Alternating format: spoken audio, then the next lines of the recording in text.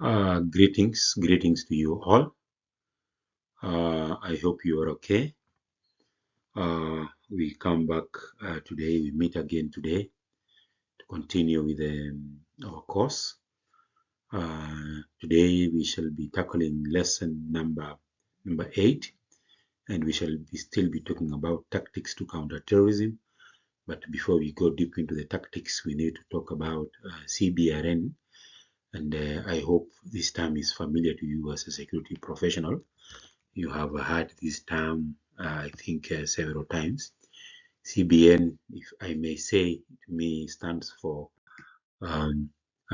chemical, biological, radiological, and nuclear terrorism.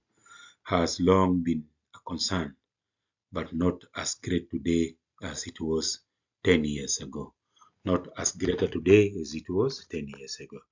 Remember, in the other lesson, we spoke about the use of bombs. We also spoke about MFTA, which is marauding firearm terrorist attacks, and we spoke at length with the examples of what has happened to us in our republic. So today we shall be focusing on chemical, biological, radiological, and nuclear. Western governments have expended significant resources training and equipping emergency responders and hospitals with CBRN emergency capability and personnel protective equipment. CBRN threats are each distinctly different in the way that they might be executed, in their effects, and in the countermeasures. They are slightly different from the other kinds of tactics that terrorists use. CBRN, the response is different. How you respond to a CBRN situation is different from how you respond to the other explosives or firearm attacks. So this is something that we need to look at in detail as we continue with our course. Now, let's start with chemical agents. Chemical agents may be in the form of irritants, acids, poison, etc. They may or may not have an associated smell. They may be used in standalone form or combined with explosives to increase their impact, such as in warfare. Chemicals may be used in standalone form or combined with explosives to increase their impact. There are many different kinds of chemicals that can be used to cause casualties. These include choking agents, blood agents, nerve agents, blister agents, irritants, and incapacitants, and poison. Standalone form chemicals. In standalone form chemicals, chemicals may be used for small-scale assassinations or to contaminate a large area. There is a risk that when a container is opened, a harmful gas may be released. Enclosed spaces are perhaps the most vulnerable, especially buildings with high occupancy density, which have accessible HVAC intakes. HVAC is heating, ventilation, and air conditioning intakes. These buildings may be most vulnerable. And then symptoms of exposure to CBR chemicals, how you may notice that you have been exposed to chemicals and it is likely a terrorist attack. With most chemical agents, symptoms of exposure usually appear very quickly, but poisons can be slow to manifest into symptoms. Possible indicators of a chemical attack include unusual smells, not necessarily irritating initially, e.g. fresh mown grass, fruity, flowery, garlic, bitter, almonds. Smells. So as a security officer, even when you are patrolling, in your premises, wherever you are working, when you are on patrol, you must be a person who can pick strange smell. A person who can pick strange smell, you should be able to pick strange smell and investigate it further. And then a number of people experiencing sudden skin irritation, burning eyes, blurred vision, you cannot see clearly, disorientation. Disorientation is losing focus, difficulty in breathing, fainting, coughing. When you see people coughing a lot, a large number of people are coughing at the same time, vomiting, headache, or convulsions. Not all of these symptoms will be present. Only droplets on exposed surfaces, oily droplets on exposed surfaces, and low moving mist or clouds. These are some of the indicators that there is something related to a chemical situation ongoing. Detection of chemical agents. Chemical agents are usually invisible to male screening devices such as X-ray, and there are no readily affordable devices that can detect a wide range of chemical threats in real time. Immediate response to exposure to a chemical attack could include: if downwind of the release, get upwind. If downwind of the release, get upwind. If the release has been inside a building or into the HVAC system, get outside. Get outside. The higher the ground, the better. Chemical agents are often heavier than air. Chemical agents are often heavier than air, which means if they are heavier than air, then the lower ground will be more dangerous than the upper ground. During World War I, there was widespread use of chemical weapons, resulting in many deaths, both military and civilian. During World War I, there was widespread use of chemical weapons, resulting in many deaths, both military and civilian. The atrocities experienced on all sides of this conflict led to the 1925 Geneva Protocol, prohibiting the use of chemical and biological weapons in warfare. While most modern states are either signatories to or voluntarily abide by this treaty and subsequent United Nations resolutions, there have been a few instances of chemical weapons use more recently. More recently, there has been a few instances of chemical use. Iraqi forces utilize chemicals against several targets in 1987 and 1988 in the war with the Islamic Republic of Iran on both military and civilian targets. In 2017, the Syrian government was accused of using nerve agents and chlorine munitions against town of Khan Sheikhon in the ongoing civil war. Did you know there was a war in 1987 and 1988 between Iraq and Iran? Now, as a security professional, you should know these things. These things are very important to you. You know, when you know these things, you speak from the point of knowledge. And that is the reason why I gave you the assignment. You list for me the issues that we have faced as a republic in Kenya, the attacks that we have faced, because I want them to be in your fingertips. Because as a security professional, you should know that in 1998, we faced an attack. It happened like this. We lost this number of people. How was the response coordinated? In 2013, we faced another attack. This and this happened. How was the response coordinated? How can we better prepare ourselves? How can we better prepare ourselves to protect our people? Because it is your responsibility. It is your responsibility to protect the people of the republic. It is your responsibility. So the more you know, the more you understand these things, the more they stay in your mind, the more you are in a better position to take immediate action if something should go wrong. Decontamination. To decontaminate, use natural soap and water and remove all clothing, working from the head downwards under a shower. Note there may be occasions where water may react with the specific chemical used. Never use bleach or detergents.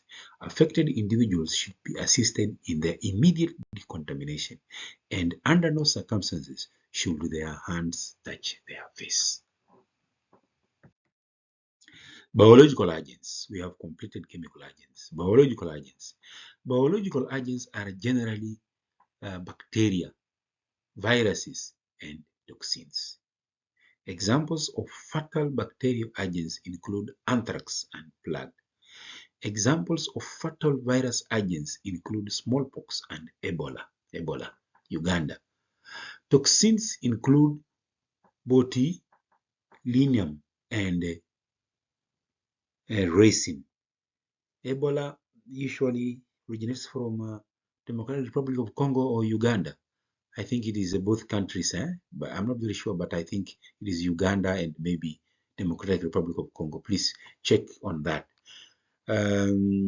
So when we talk about toxins, include botulinum and resin. Examples of lethal viral agents include smallpox and Ebola. Examples of fatal bacterial agents include anthrax and plague.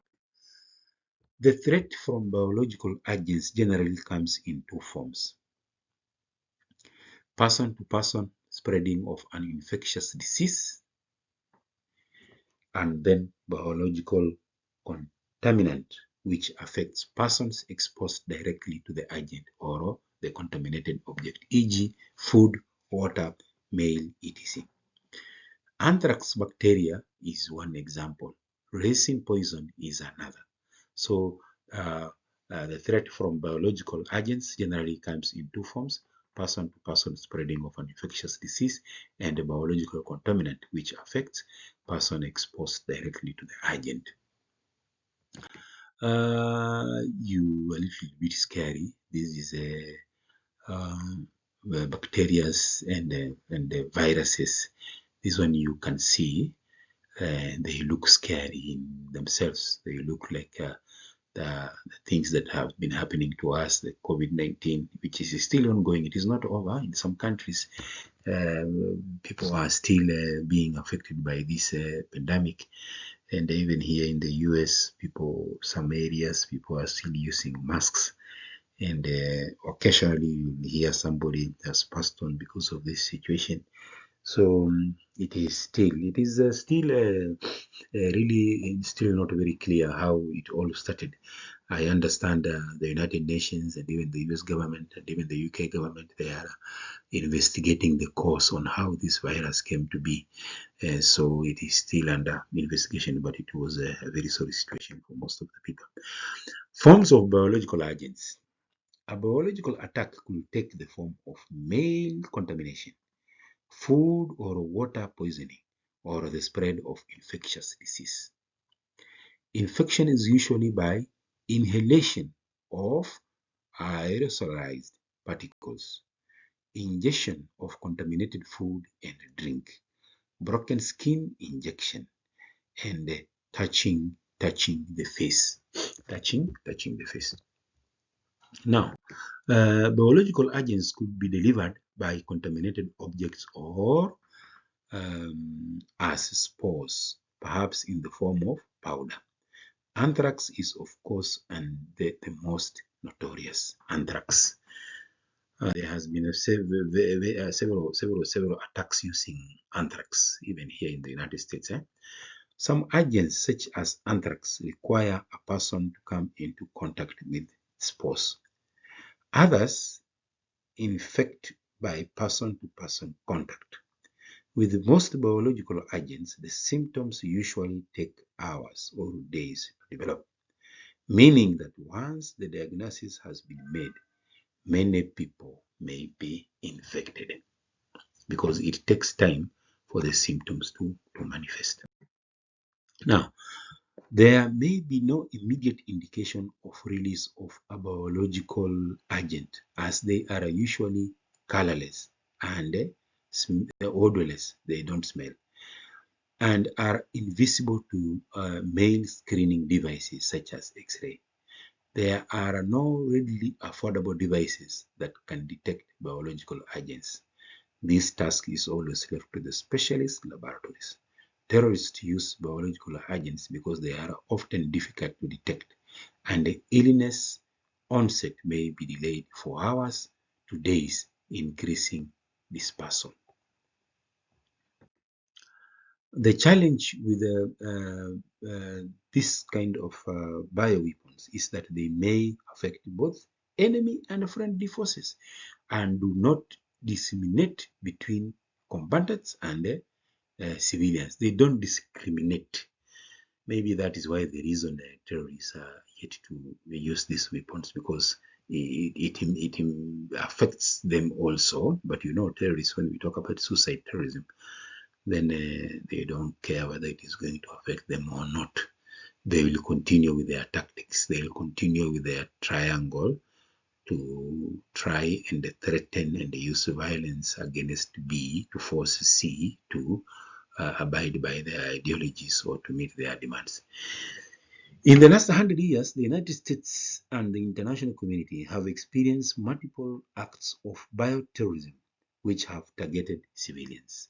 In the last 100 years, World War One, Germany launched a biological sabotage campaign in France, Romania, Russia, and the United States by infecting horses and mules with blenders.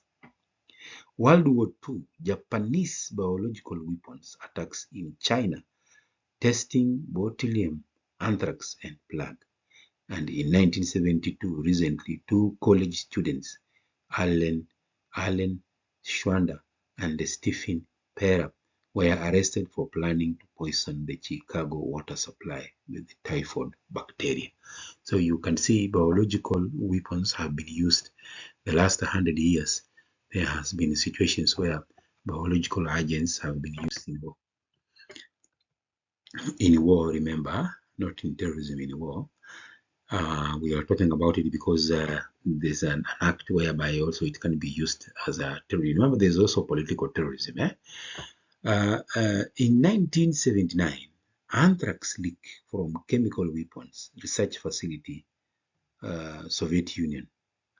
In 1984, the Bhagwan Shrey Rajneesh followers in Oregon attempted to affect a local election by infecting doorknobs and salad bars in restaurants with Pseudomonas hypoallergenium bacteria.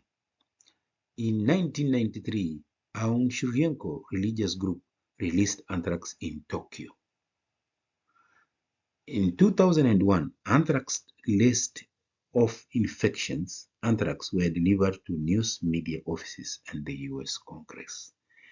Anthrax list were delivered to news media offices and the US Congress. Just recently in the year 2000 and the year 2001. Immediate reaction to biological threats. Immediate reaction to a perceived biological incident should include isolating the victims and turning off air circulation systems. Isolating the victim and turning off air circulation systems. And then, in the case of suspected anthrax, there are potentially more immediate actions than can be done for the victim. There are more immediate actions that can be done for the victims. You can see a photo of people wearing a personal protective gear when they are handling this kind of situations. And then radiological agents.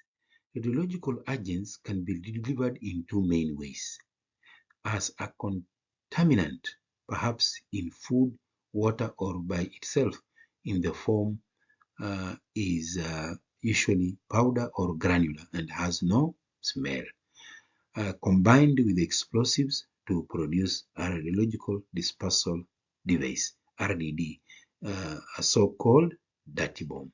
So radiological agents.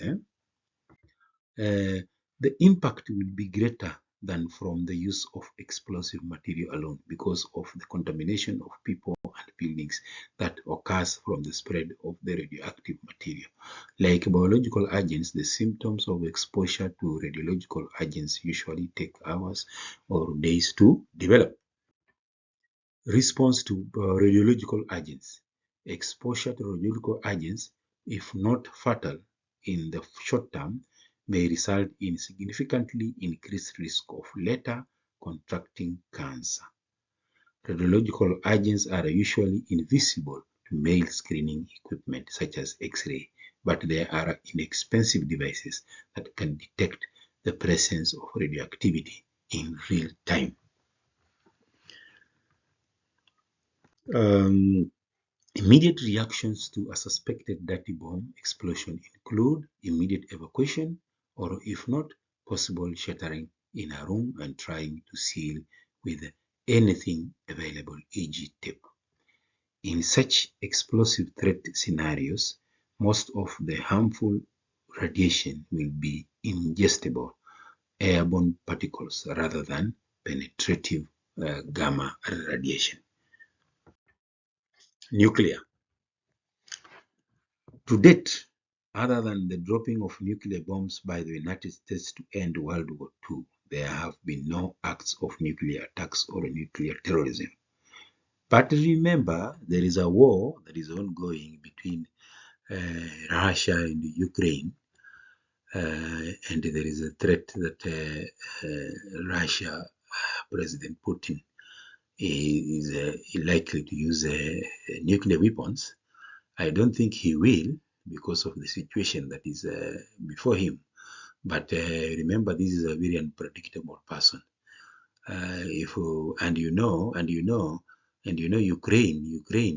Ukraine have surprised many nations all over the world that they are standing firm against the mighty Russia.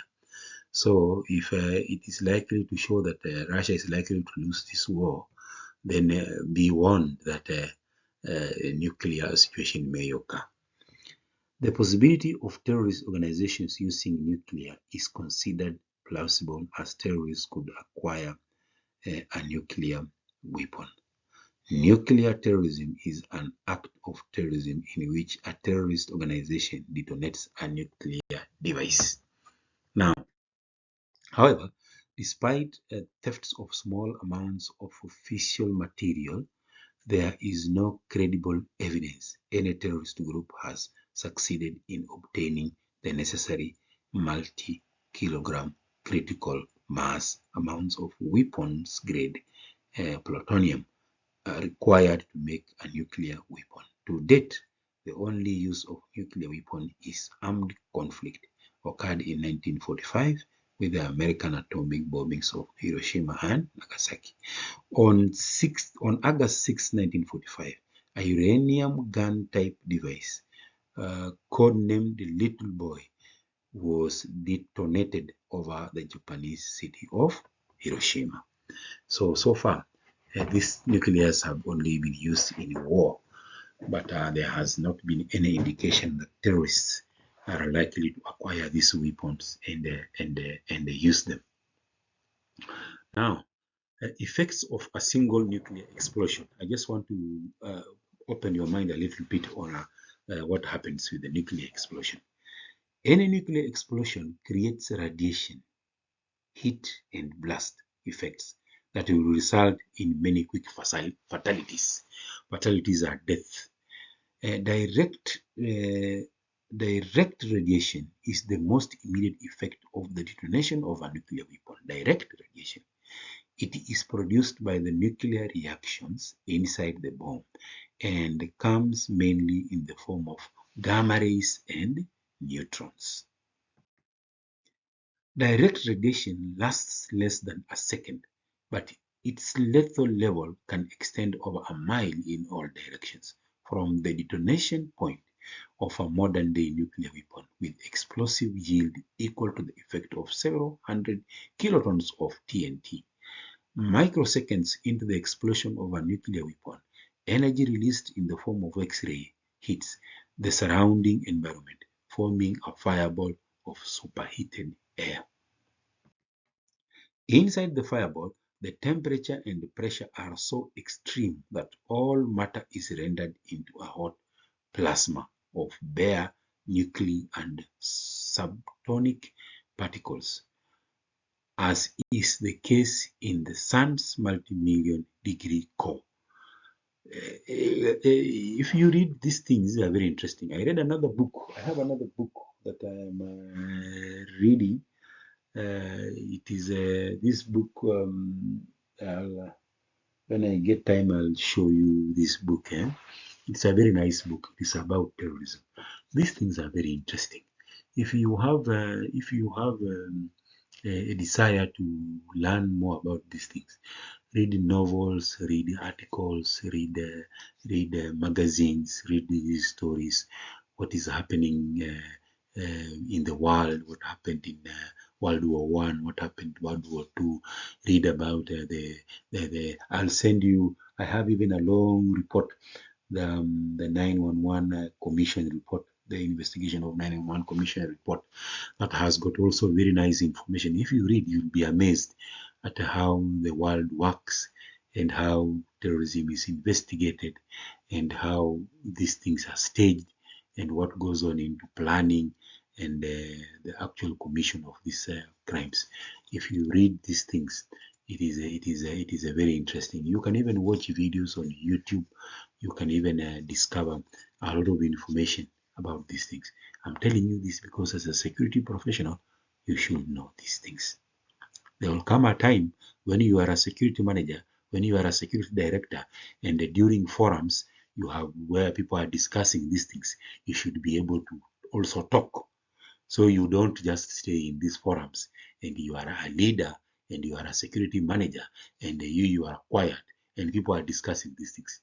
You can only acquire this knowledge by reading novels, by reading magazines, by reading journal papers, by doing research. These things are very interesting and they prepare you. The more information you get, it prepares you on how to respond in case something happens.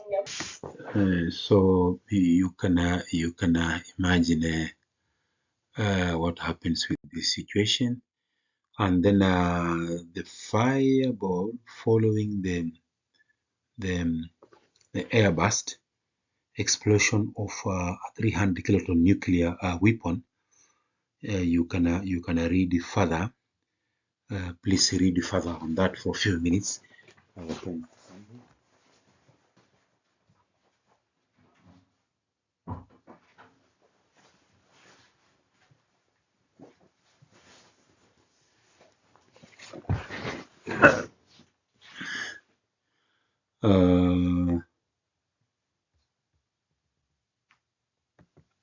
Uh, so take note, the fireball following the airburst explosion of a 300 kiloton nuclear weapon, like the W-87 nuclear warhead deployed on the Vinetum 3 missiles currently in service in the U.S. nuclear arsenal, can grow to more than 600 meters, 2,000 feet in diameter, and stays minimally luminous for several seconds before its surface cools.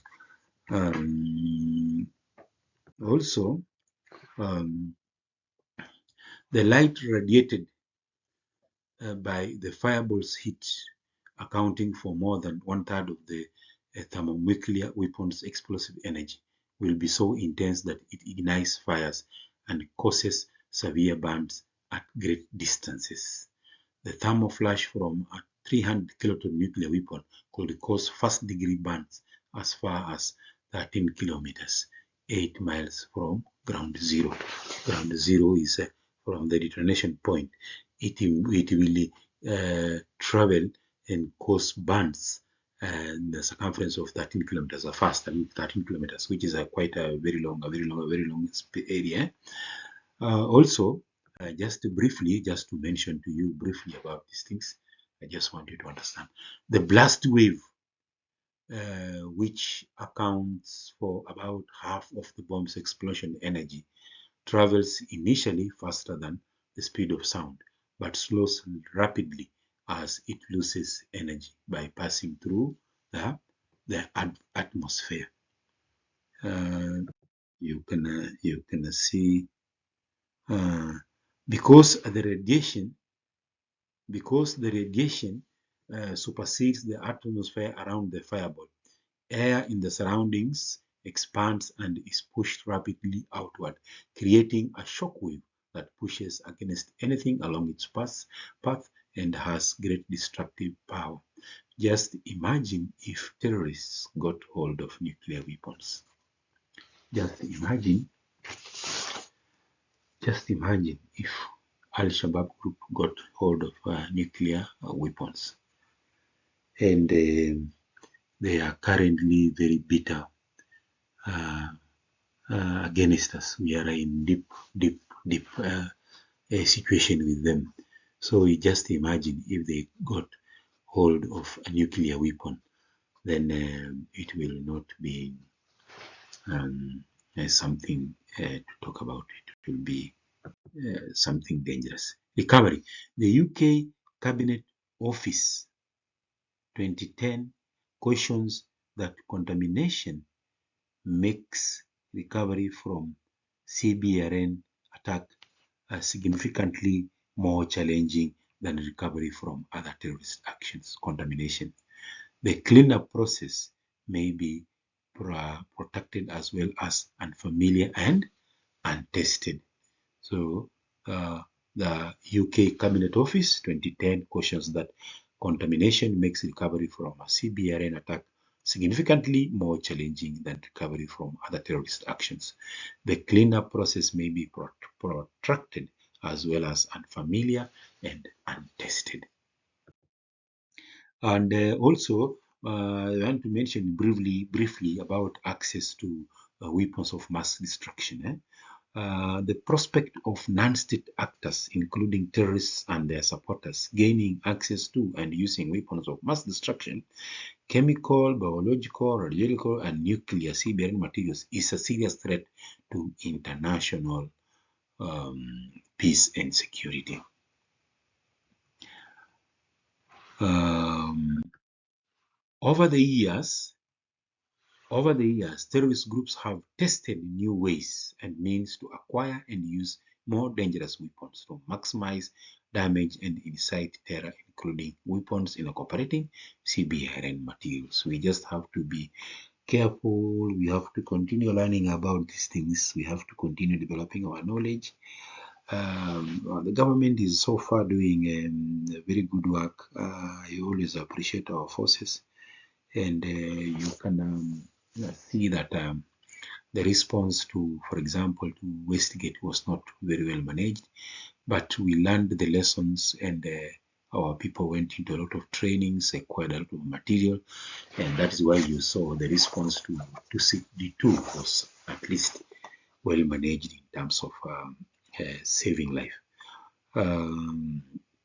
So I want to say that I know our police officers, and I know our military, and I know even those our intelligence agencies.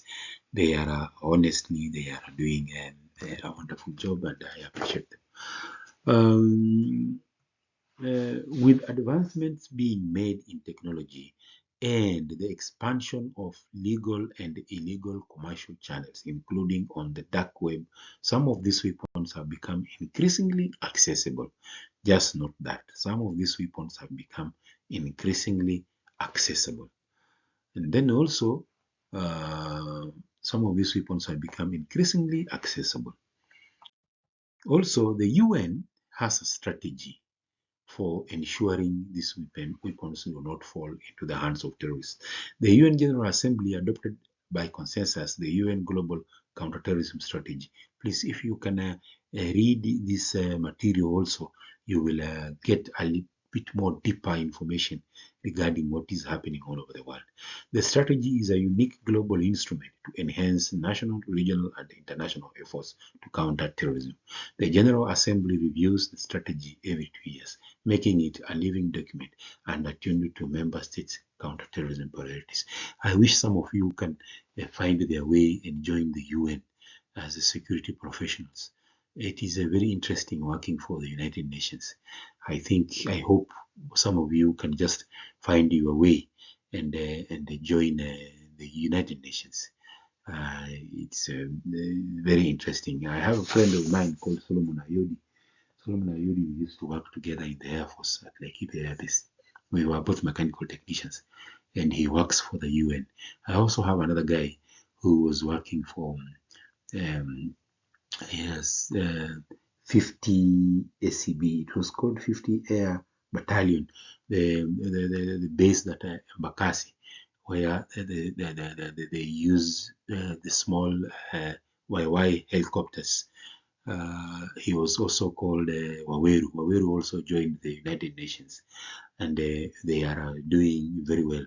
They are traveling all over the world, attending to serious situations that what is happening all over the world. I really like it. So I hope that some of you can find your way and join the UN and grow your career.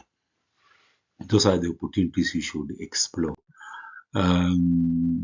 Also, when we talk about mandate of the program, the Security Council has specifically addressed the threat of weapons of mass destruction, stroke or CBRN terrorism on a number of occasions. In Resolution 1373-201, the Council recognized the connection between international terrorism and inter alia, the illegal movement of CBRN materials. So the UN is also very concerned with these issues. And then we also see that the UN Global Counterterrorism Strategy, which I have mentioned that you should also read and to get a more detailed understanding, the UN Global Counterterrorism Strategy calls upon the member states, international organizations, and the United Nations system to combat smuggling of CBRN materials, ensure that advances in the technology are not used for terrorist purposes, improve border and customs control to prevent and detect illicit trafficking of CBRN materials, and improve coordination in planning a response to a terrorist attack using CBRN weapons or materials. And then also finally, we see that in the sixth review of the UN Global Counterterrorism Strategy, the General Assembly called upon all member states to prevent terrorists from acquiring weapons of mass destruction and their means of delivery, and encouraged cooperation among and between member states and relevant regional and international organizations for strengthening national capacities in this regard. You can see with the work that is ongoing all over the world, it is to try and limit access to weapons of mass destruction and CBRN materials. Because if these things land in the hands of the terrorists, then I can assure you we are going to be in a very big problem. Also, follow up closely what is happening in Russia and Iran. This is actually not related to terrorism, but there is mentions on the threats every day of the possibility of nuclear weapons being used. So it is also a matter that should also be in your fingertips because you are also a security professional. Well, with those few remarks, I want to say thank you very much. I wish you can manage to listen to all these two lessons this weekend so that we can get time the following weeks to also go a little bit beyond whatever we are supposed to learn in this course so that you can learn a little bit of more information. As I mentioned earlier, I'm very much interested in sharing with you counterterrorism protective measures in the private scenario, that when you join the private industry, what is your role? What should you be looking at more closely? I think that will be of more importance to you. That is why I have made very short notes on terrorism investigative techniques, because mainly this investigation, when it reaches investigation, is already too late. We should be very much concerned with the protective measures as compared to investigative techniques. And also you understand that when it comes to investigative techniques, it is entirely the role of the government, law enforcement, authorized law enforcement. In the private sector, it is very rare that you will go into terrorism investigation. You will play a major role in terrorism protective measures. So that is where my focus is. Thank you very much. It is very late. It is midnight here. and I need to take some rest. So thank you very much. We will. I'll see you again this coming weekend when we move to lesson 9 of our course. Thank you, and bye bye.